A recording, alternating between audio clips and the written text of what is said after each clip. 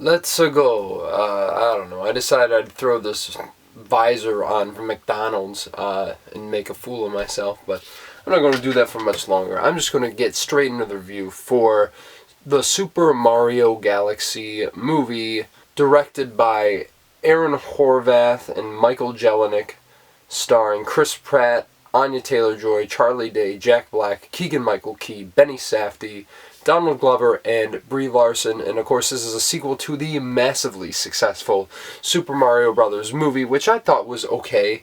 There wasn't really much to speak of story-wise, but the way they captured that world was something I've been wanting to see for a long time. Certainly did much better than the Super Mario Bros. Movie. So this one picks up where that one left off. This time, they are trying to rescue Princess Rosalina, played by Brie Larson, from Bowser Jr., played, funnily enough, by Benny Safdie, and a bunch of other shenanigans ensue. Bowser's tiny, and there's a bunch of things going on. I don't really know how else to describe it than that, because this really is just one thing after another happening on the screen, and all bets are off. Anything will and can happen.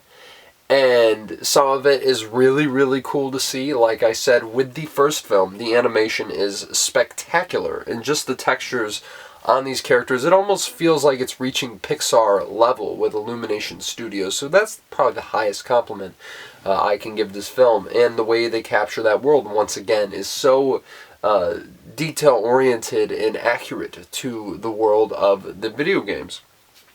And the voice cast here definitely got some... I'm not even going to mention Chris Pratt because I don't need to.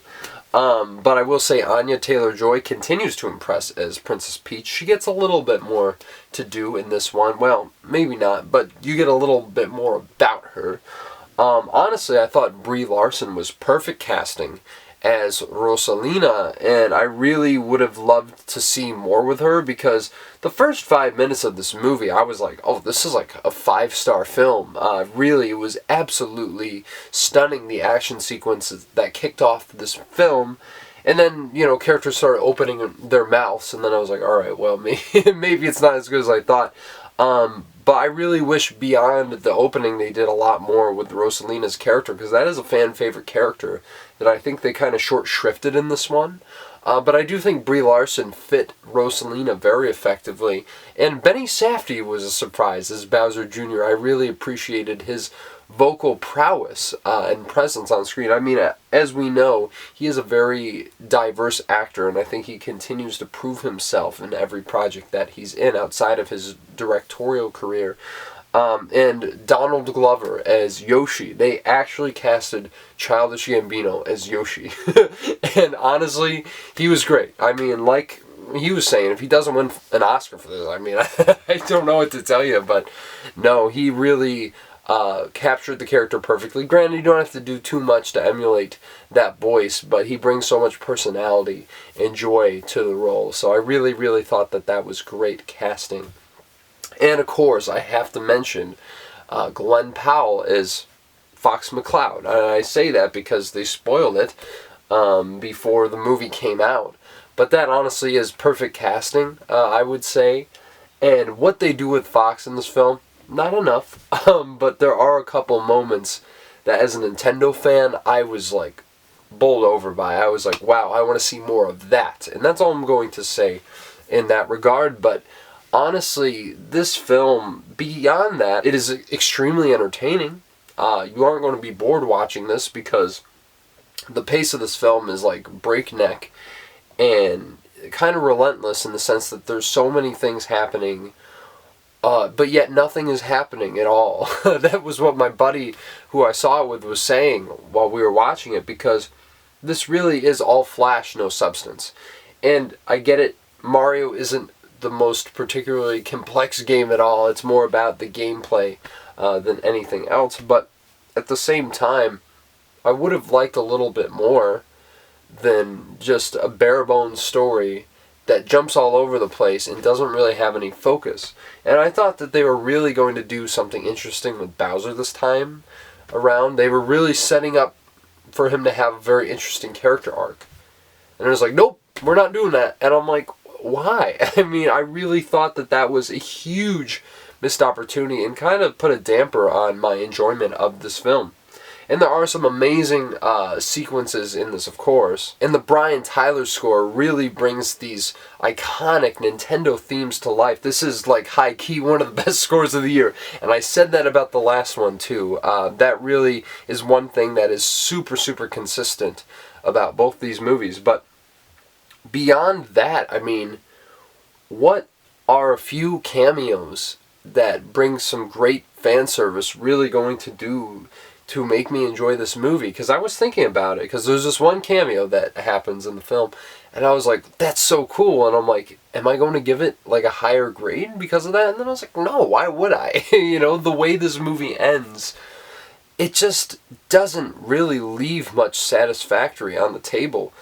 From a script standpoint, this is a very weak script, and some of the jokes are very funny, especially in the beginning. I was really, really enjoying the first, I want to say 40 minutes of this film. It's like, what are people talking about? It was like Avatar, Fire and Ash. I was like, what are people talking about? This is really, really fun.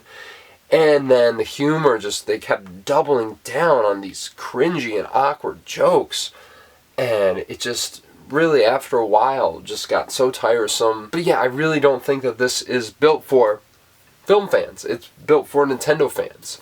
And this is probably the perfect example, if I'm to give Marvel any credit at all, because I do think, you know, maybe not as much recently, but those films have legitimate character depth and arcs and emotion that you can elicit. I mean, Endgame never fails to make me cry, right?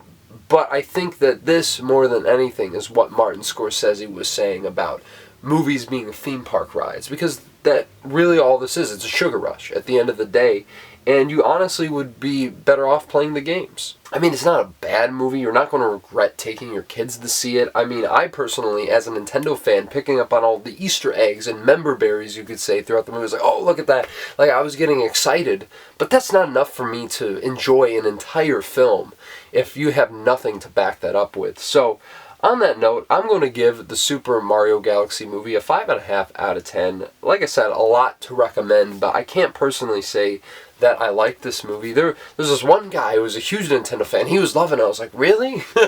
And he was like, yeah, you know, but he kind of was saying how, you know, this is kind of what he wanted, and that's, you know, what they made it for, which I suppose is true, and I'm glad, you know, if someone can enjoy this movie, I mean, hey, all power to you, but just as a cinephile, like, I really can't look past all the things that are so antithetical of what I am for. But yeah, yet again, if you want to check this out, go do it. It's already made $100 million, or $190 million, sorry, this opening weekend, which is crazy to me. But yet again, not really, because the other one cleared, I think, about $1.5 billion. So I feel like this is probably going to do the same, maybe even a little bit better. I mean, that opening weekend number, you do not see that very often. So I don't know. I just feel like it is what it is. I'm just a little concerned that with other Nintendo properties, if they keep you know, going with Illumination and taking this route. I know some other property, like Zelda's over at Sony, which I don't know what that says. But I really do want to see some of these franchises come to life in a way that they aren't handicapped by the audience and the sensibilities of those types of scripts. But yeah, you know, smash the like button if you like this review as well. Let me know if you enjoyed the film or you did not like it, or if you hated it even. Would love to hear all that and more. And please smash the like button, subscribe to the channel. Going to be bringing you my review of The Drama very soon. And I hope to bring some more reviews in this coming week here. But I'm going to be traveling, so I'm not really sure exactly what the logistics of that will be. But hey, I want to thank you guys for tuning in to the channel once again. And you all have a good one.